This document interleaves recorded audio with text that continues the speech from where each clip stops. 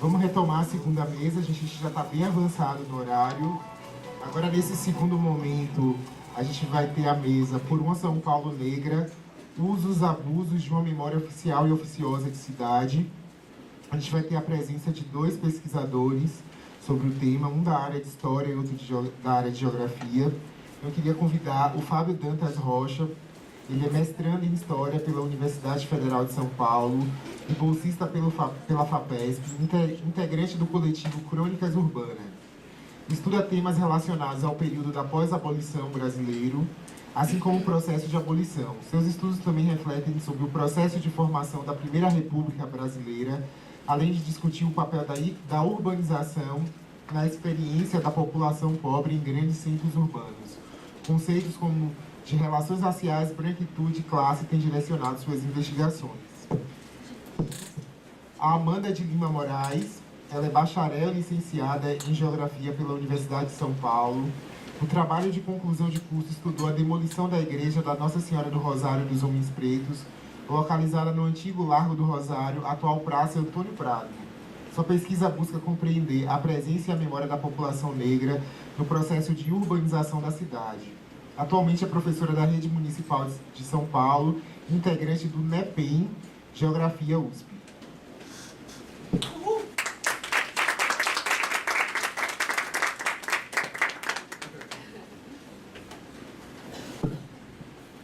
começar com a Amanda.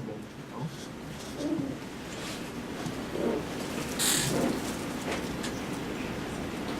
Eu vou começar passando a palavra para a Amanda.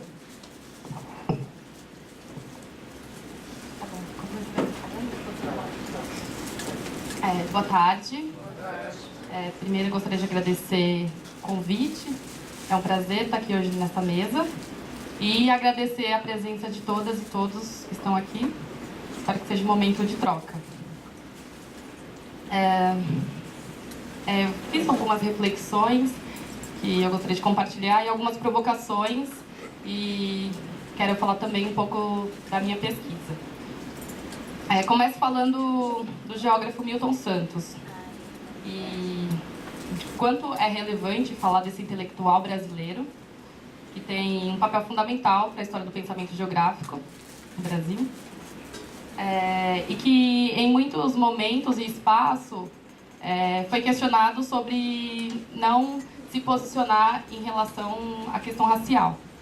Em uma determinada entrevista, ele é questionado e perguntam a ele que fale um pouco sobre a questão racial, a questão do negro no Brasil. E eu acho que é interessante para a gente pensar a resposta dele. Que existe a necessidade da gente pensar a condição do negro dentro da formação social brasileira. A partir dessa resposta, eu comecei a pensar, então, como tem sido pensada a presença da população negra no território brasileiro? Pensando aí dentro da geografia, como é pensar o espaço geográfico sem considerar a questão racial no nosso país, que tem mais de 50% da população negra? E aí faço uma nova provocação, que é pensar: quem é que produz esse conhecimento? Quem legitima o que é conhecimento?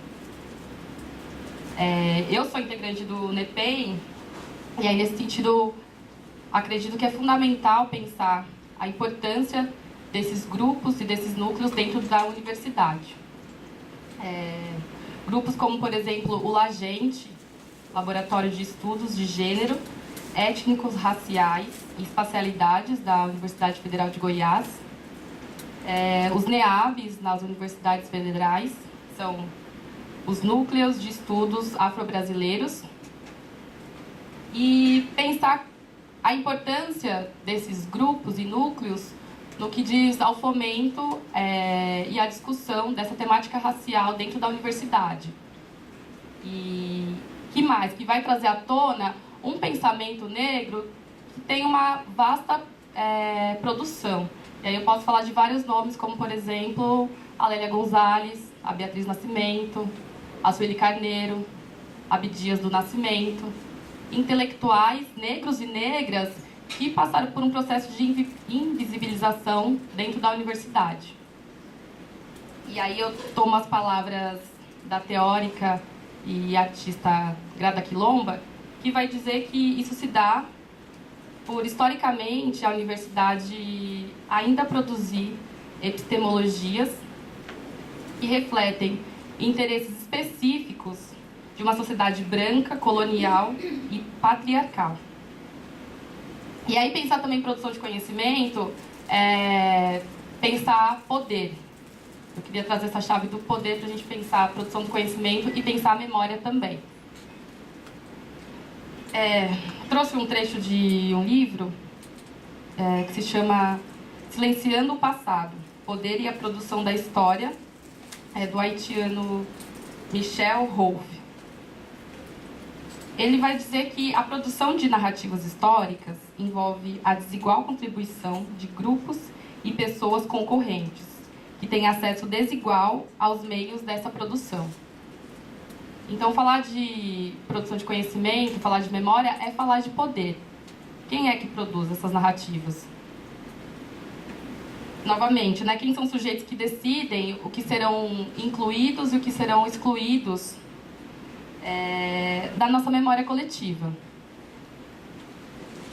E aí, partindo do ponto que a memória, ela não dá conta por inteiro do passado, ela sempre vai passar por um processo de seletividade, né? O que é suprimido e o que é conservado.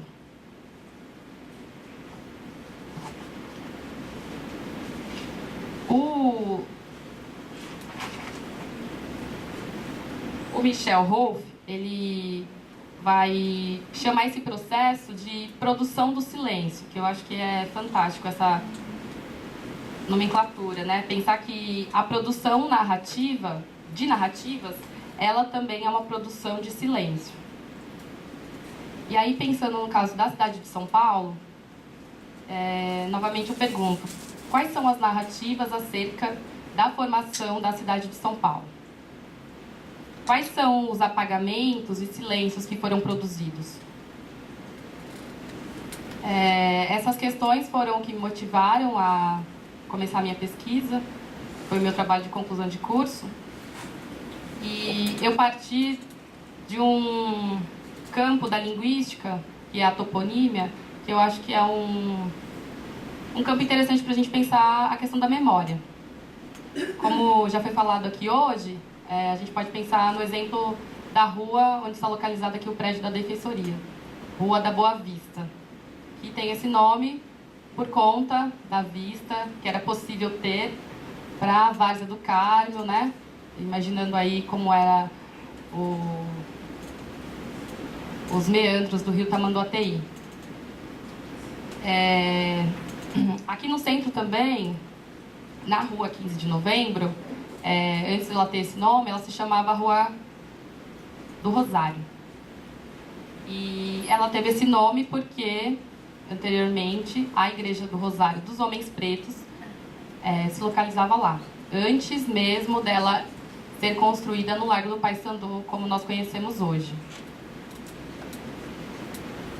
A igreja, ela é de 1711, né? Isso quando ela era uma capela bem simples. E as pesquisas, documentos vão falar que ela demorou mais ou menos entre 20 e 25 anos para ser construída por completo. Essa informação eu tenho do livro Pretos do Rosário, que é fundamental para a gente pensar na construção da memória de sujeitos que fizeram parte desse processo. O Raul Joviano, ele foi membro da Irmandade e foi participante ativo da Igreja do Rosário. A igreja, ela tinha um papel que, para além da devoção, era um lugar de encontro, um lugar de construção de laços e sociabilidade da população negra na cidade de São Paulo. Pensando isso no contexto escravista. Era na frente da igreja que aconteciam as festas, os batuques, as congadas. Ela reunia toda essa população. E nas proximidades da igreja também existia um cemitério que a população que fazia parte da Irmandade, as pessoas que se associavam à Irmandade, tinham a garantia de ter o enterro, né, nesse cemitério.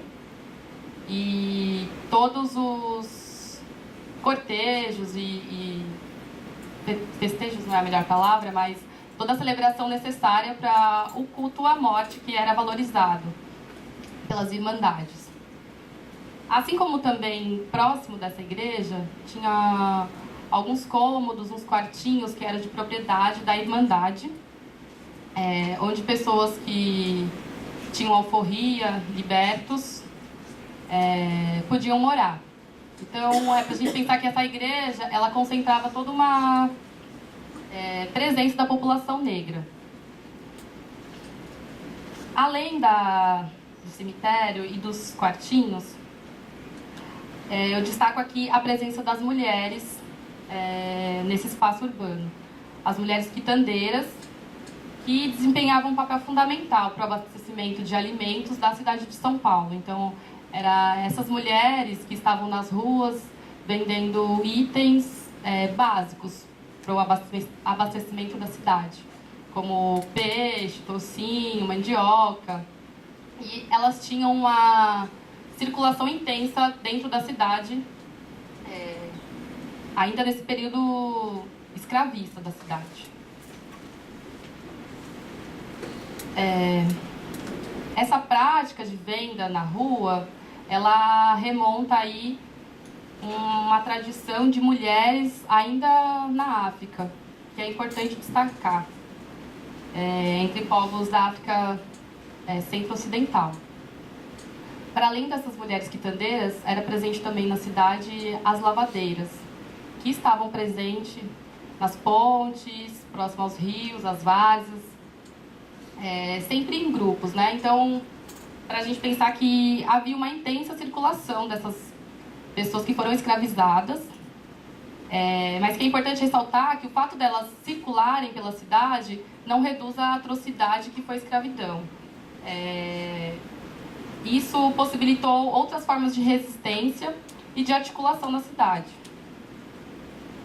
E aí eu queria pensar aqui com vocês, junto com o que a Beatriz de Nascimento nos fala sobre a corporeidade, que é pensar a cidade de São Paulo nesse período, é pensar uma cidade em que o corpo negro ele é grafado no espaço.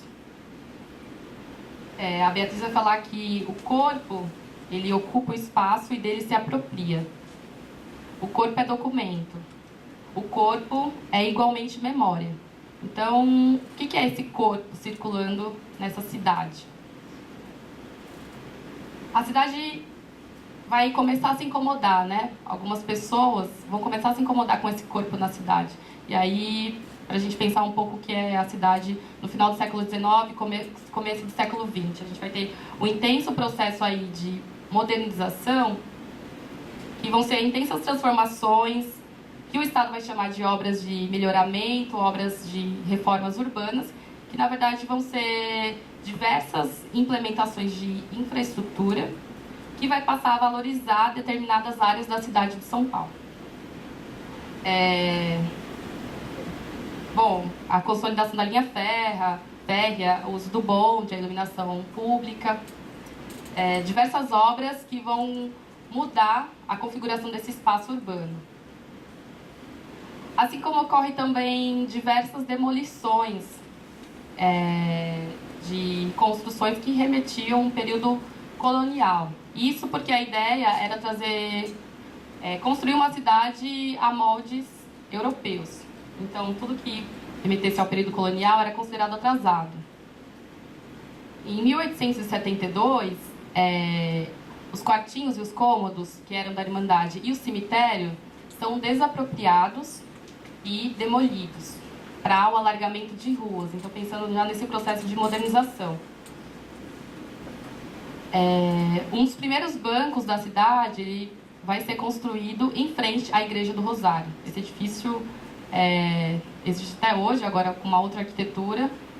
É o atual prédio da Secretaria de Esporte e Lazer.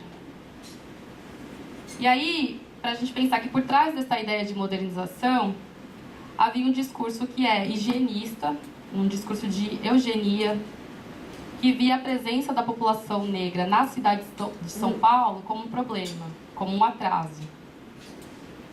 O geógrafo Adrielino Campos, inclusive, um trabalho notável, vai falar como esse processo foi um projeto também e foi presente não só na cidade de São Paulo e no Rio de Janeiro, que é o estudo dele, mas também em cidades como Recife, como Porto Alegre, como Vitória. Foi, de fato, um projeto. E a legislação ela vai ser um dos instrumentos para legitimar esse modus operandi na cidade. Nós tivemos o Código de Postura, que foi um conjunto de normas e regras que iam definir como deveria ser o traçado urbano da cidade, como deveria ser o espaço físico e como deveria ser algumas práticas sociais. O Código de Postura, por exemplo, que vai definir largura de ruas, altura de edifícios, mas também vai fazer a proibição, por exemplo, dos batuques que aconteciam nas ruas. O Código de Postura que vai proibir a presença dos ervanários, lugar importantíssimo para a população negra, de conhecimento e sabedoria. O Código que vai restringir alguns tipos de habitações. Ao meu ver, uma legislação que tem um teor completamente racista.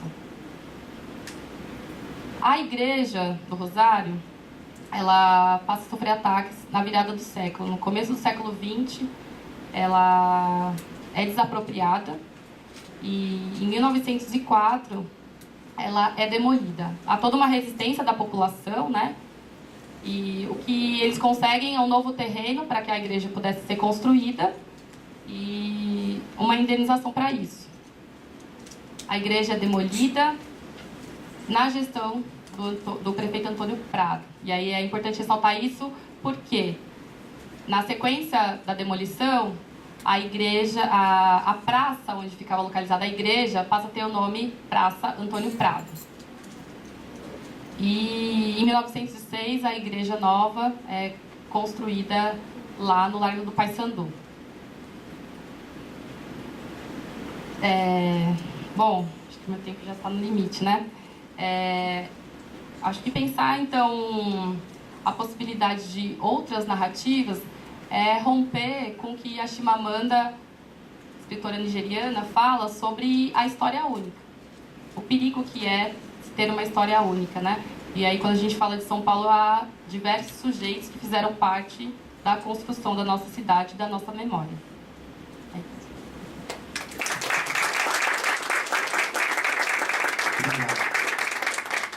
Obrigado, Amanda, pela contribuição. Vou fazer alguns comentários depois, mas me chama a atenção, né, a história da igreja do Largo do Rosário, com a história da igreja da Sé, lá em Salvador, também, que é uma igreja que foi demolida na década de 70, para ser feita uma requalificação urbanística da cidade, onde passaria um bonde, e depois disso foi criado um memorial, né, e uma praça também lá, chamada Praça da Cruz Caída. Então, de fato, esse processo de apagamento da história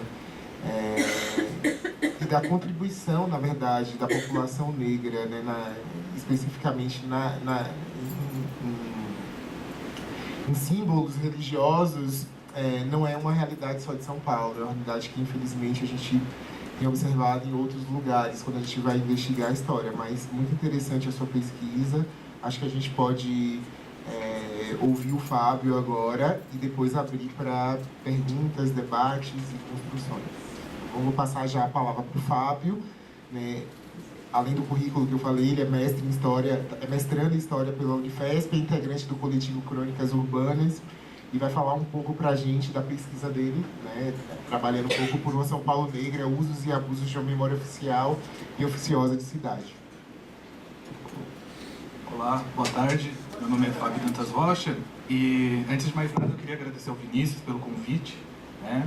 Me sinto muito honrado, e a Escola da Defensoria Pública de São Paulo.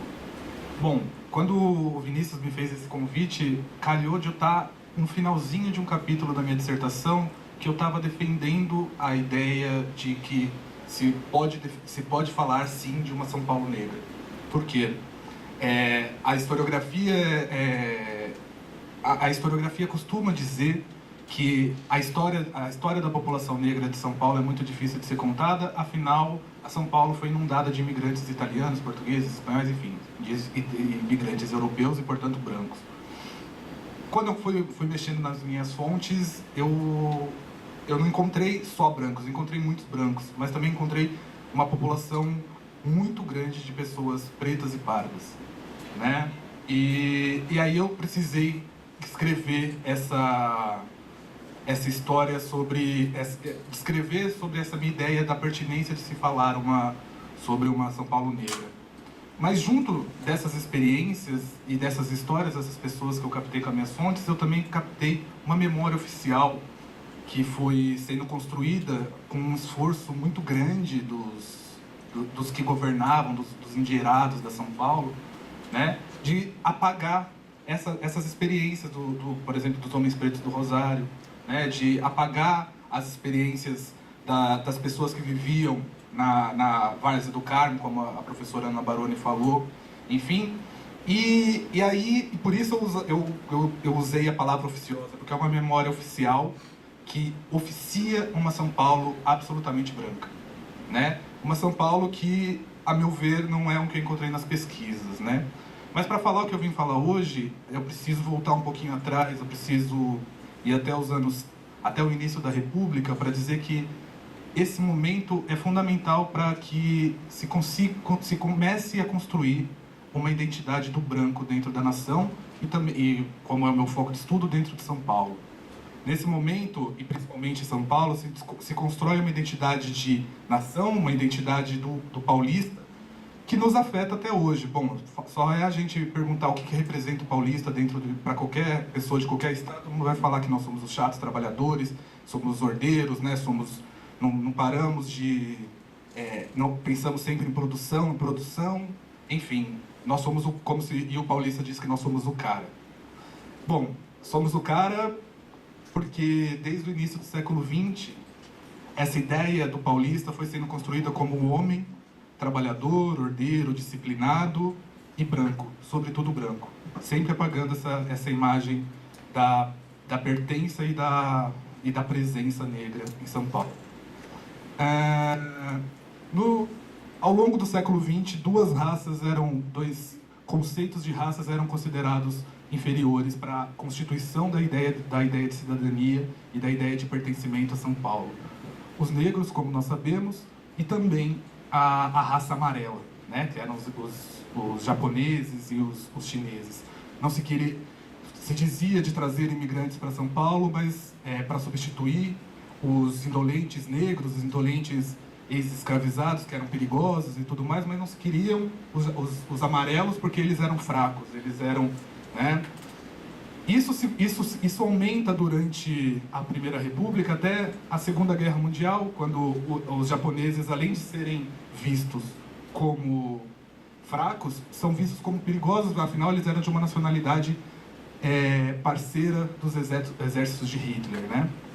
Mas é curioso que faça essa contextualização, porque para começar minha fala de hoje, eu fui fazer uma pesquisa nas atas da Câmara Municipal e encontrei a fala do primeiro vereador japonês eleito, que foi em 1948. Nessa fala do vereador, chamado Yukiguchi Tamura, ele está dizendo aos seus companheiros vereadores na Câmara que a imagem do japonês deve ser defendida como a imagem do cidadão paulista, pois afinal o japonês é tão trabalhador quanto o paulista, pois o japonês ele é tão disciplinado quanto o paulista, pois o japonês é tão branco quanto o paulista. Ele justifica ele combate o estereótipo contra o japonês, afirmando a indolência do negro, dizendo que nós não somos inferiores, nós não somos iguais a eles, né?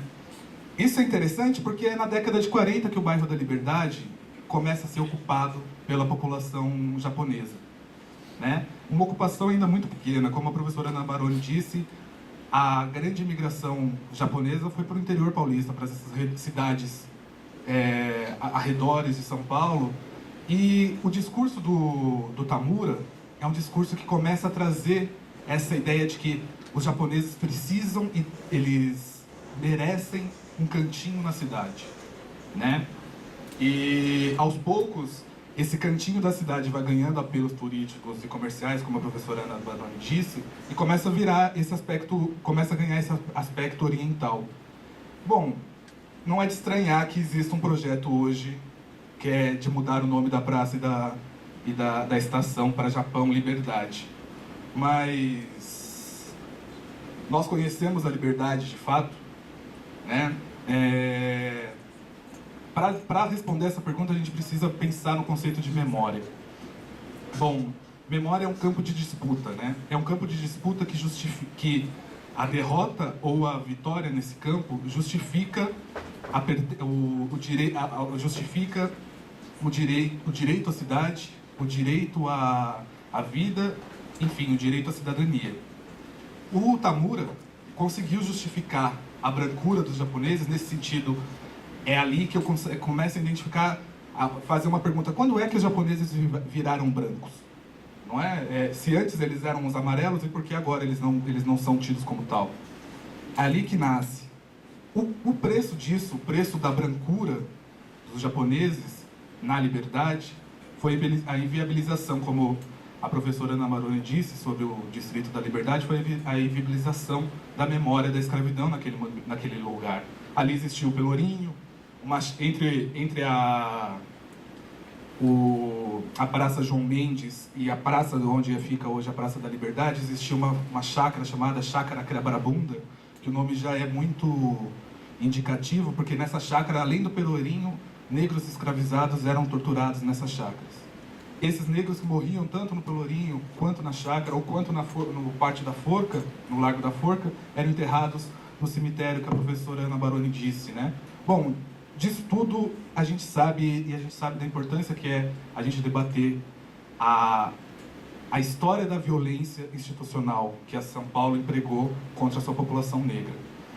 Mas eu faço parte de um coletivo chamado Crônicas Urbanas, e o que as meninas do coletivo debatem muito é sobre além da memória da escravidão, é importante que a gente debata também a memória de liberdade, a memória de luta de liberdade que a população negra em São Paulo teve, né? Bom, para falar dessa memória de luta de liberdade, eu dei errado. Para falar dessa memória de luta de liberdade, a gente precisa dizer, isso faz sentido, lembrar dessas lutas, porque isso exemplifica o medo do branco, o nosso medo de como as lutas de liberdade efetivadas pela população negra em São Paulo colocaram o nosso lugar em choque. Isso já no momento de finalização da escravidão, isso se estende por toda a República. Eu mexendo no meu mestrado com uma fonte, as cartas policiais, e carta policial é legal porque o chefe de polícia está se reportando direto para o governador e não está falando nada ele não está falando para jornal. Então lá todos os preconceitos e todos os medos dele estão presentes. E dentro dessa carta eu descobri uma manifestação que aconteceu na Liberdade um ano antes da abolição, que juntou 2.000 negros lutando pela abolição, querendo o fim da escravidão, e esses 2.000 negros naquele momento representavam 4% da população. Bom, imagina um ato que junta 4% da população numa cidade ainda imperial, que dura das 7 horas da noite até as 11 da noite, deve ter deixado essa moçada com medo, né? Os senhores e a polícia e tudo mais. Mas na carta, o chefe de polícia fala ao governador o seguinte: um grupo de desordeiros de cerca de 2.000 pessoas, na maior parte composto de negros desordeiros, que percorria as ruas dessa cidade, cometendo toda sorte de insultos à população pacífica e dando vivas à liberdade e morras aos escravocratas, com grandes algazarras, de modo a supor-se alteração da ordem pública. Poxa, esse pessoal deve ter ficado de cabelo em pé, e aos que tinham ainda, deve ter ficado de cabelo em pé ao escutar morra aos escravocratas, né? Mas o chefe de polícia continua. Ele está descrevendo às 7 horas da noite. Só às 10 horas da noite, agora, na segunda parte da carta, Voltou o doutor delegado, declarando-me não ter conseguido a dispersão, visto ser um número de...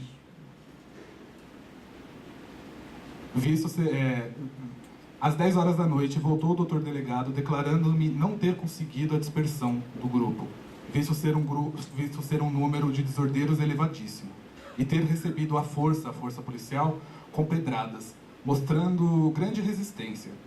Para auxiliar, a cavalaria foi seguir, esse é o português da época, foi seguir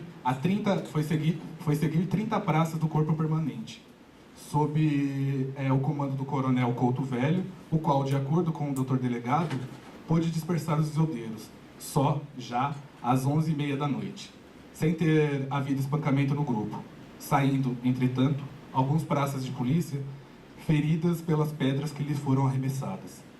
Bom, esse momento de fim da escravidão é um momento de muita tensão entre os escravocratas, né?